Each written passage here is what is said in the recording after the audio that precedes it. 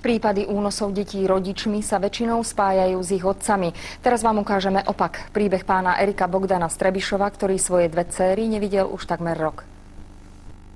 Erik Bogdan má s ex-manželkou Silviou dve dcéry. Po rozhodnutí súdu skončili u matky. Tá Erikovi údajne bránila v kontakte s deťmi, preto sa proti rozsudku odvolal. Odvolací súd následne rozhodol, že sa na novo určí, ku komu deti pôjdu. Erikova ex-manželka však medzi tým bez jeho vedomia deti odvliekla do zahraničia na neznáme miesto. Keď sme boli ako rodina, tak vlastne rodina bola celý môj život, celý môj svet.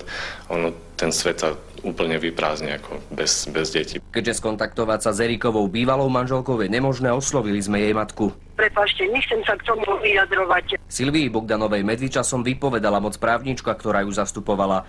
Keďže ani súd nevie, kde sa žena s deťmi nachádza, aby mohol vo veci konať, musí určiť deťom opatrovníka. Ja som jej navrhol prostredníctvom jej právničky striedavú starostlivosť, ale bohužiaľ nemám žiadnu odpoveď, nemám s kým jednať.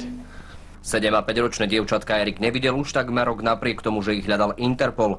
Ich matku polícia stíha za marenie úradného rozhodnutia. Keď sme sa o prípad začali zaujímať, na druhý deň sa Alexandra a Michaela našli vo Francúzsku. Obnovilo sa aj trestné stíhanie, ktoré bolo prerušené. Vyšetrovateľka vykonáva všetky potrebné procesné úkony na území Slovenskej republiky a požiada o právnu pomoc vo Francúzsku.